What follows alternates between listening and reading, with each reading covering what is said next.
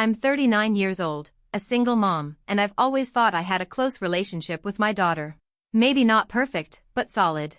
We had our fights, like any parent and teen, but I thought I knew her heart. That's what makes what happened so confusing and painful. About 3 weeks ago, I came home from work to find her room completely empty. Not "I'm mad so I'm going to my friends for the night" empty.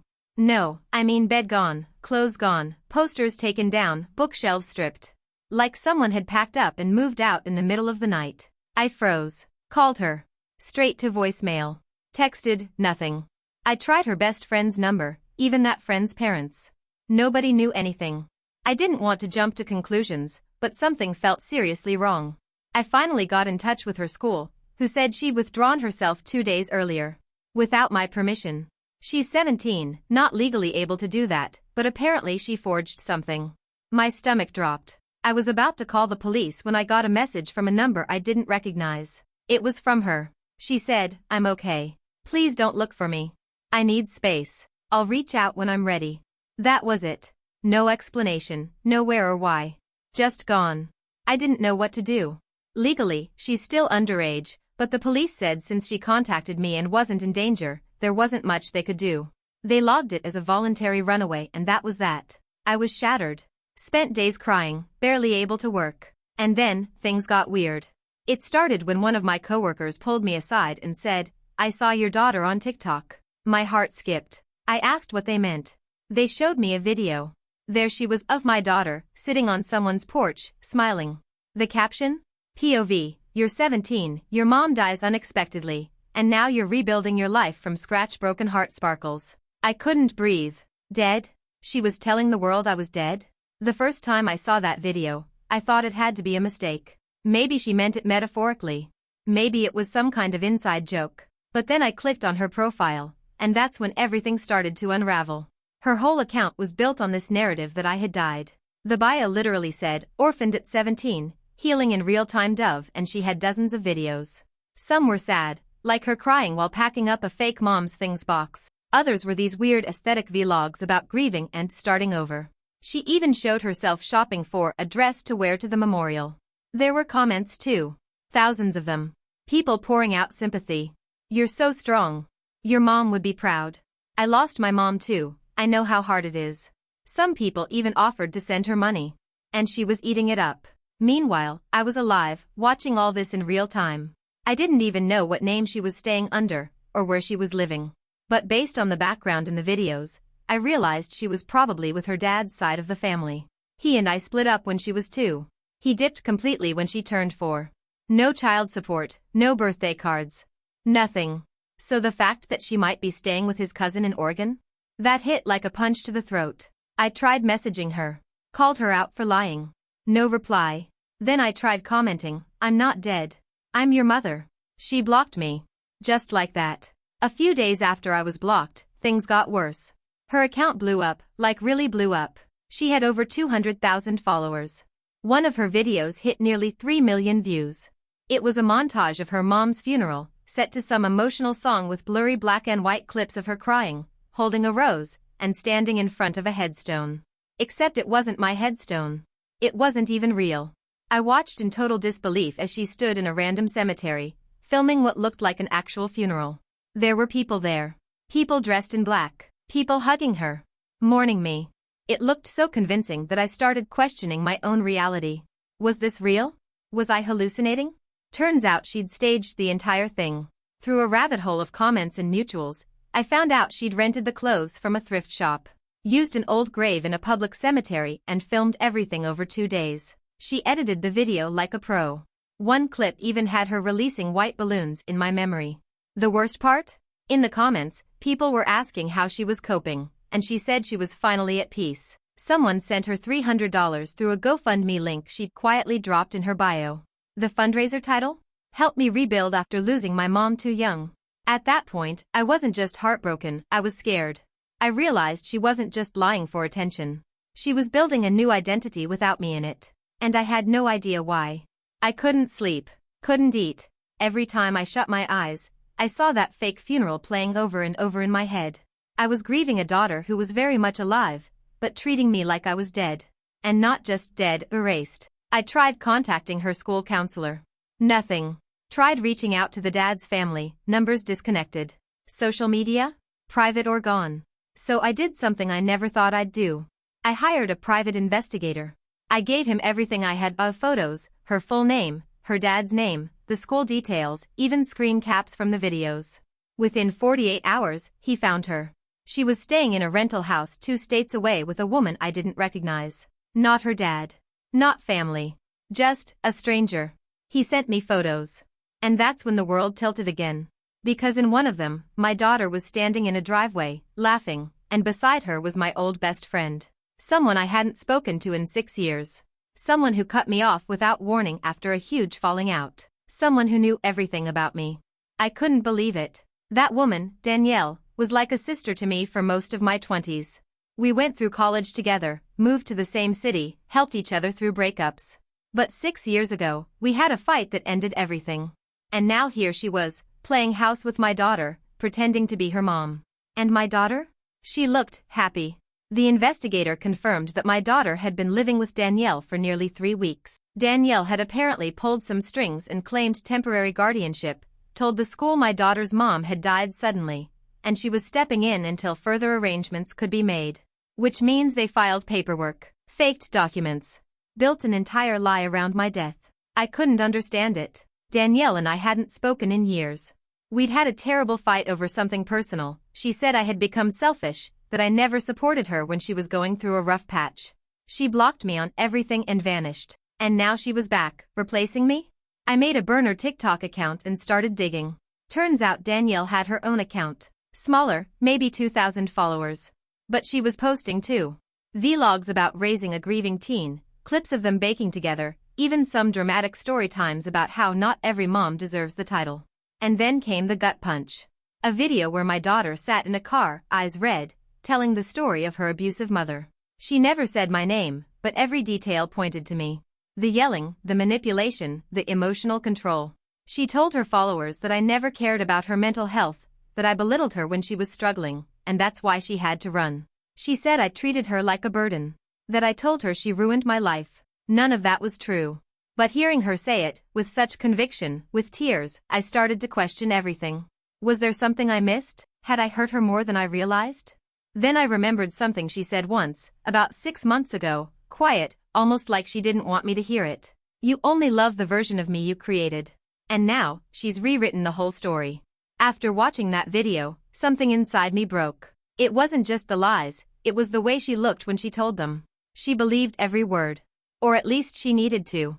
I still hadn't made contact. Every instinct screamed at me to drive to that house, knock on the door, and demand answers.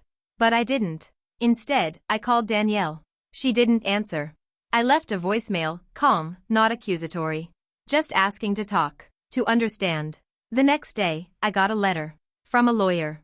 They were filing for a temporary restraining order against me, claiming I was unstable, emotionally volatile, and possibly dangerous. The affidavit included screenshots from old texts between me and my daughter, ones I had sent in the middle of heated arguments. Out of context, they made me look like a monster. Things like, you don't get to control everything and I'm your mother, not your friend. Things every parent has probably said in frustration. Now they were being used to frame me as abusive. My hands shook as I read the last line of the letter. Client fears emotional retaliation or physical confrontation if forced to engage with birth mother directly. Birth mother. Not mom. Not even parent. Birth mother. As if I had never raised her. Never loved her. Never stayed up all night helping her through panic attacks. Never celebrated her wins or mourned her losses. Just the woman who happened to give birth to her. I wanted to scream. But all I could do was sit there. Alone. While someone else played my part in my daughter's life. I stayed quiet after the restraining order. There wasn't much I could do legally, not without risking everything. My lawyer advised me not to respond publicly, not to fight back. Just wait. Let it cool down. But I couldn't stop watching. Even from the sidelines, I kept an eye on their TikToks. I saw my daughter smiling with Danielle, making pancakes, dressing up for fake mom and daughter photo shoots. The followers were obsessed with them. Some called Danielle a saint. Others said I probably deserved to be gone. And then one night, something changed. My daughter went live. Just her. No Danielle. She looked off. The usual high-energy, filtered vibe was gone. She was tired. Raw. She kept reading comments in silence, then finally said something that made my heart stop. It's hard when people only love the version of you that behaves. She said she ran because she couldn't breathe, that she felt like she was suffocating in a house where she had to be the perfect daughter or else she'd be met with silence and guilt. That Danielle saw her, let her exist without expectations. Then came the part one wasn't ready for. She said, I know my mom didn't abuse me. Not in the way people think. But sometimes love feels like control, even when it's meant to protect. It was one sentence. Quiet. Almost mumbled. But it changed everything. She knew. Deep down, she knew I wasn't a monster. That I didn't hit her, scream at her, lock her in rooms like some commenters speculated. She knew I tried. That I loved her. And yet, she still chose to erase me. And now?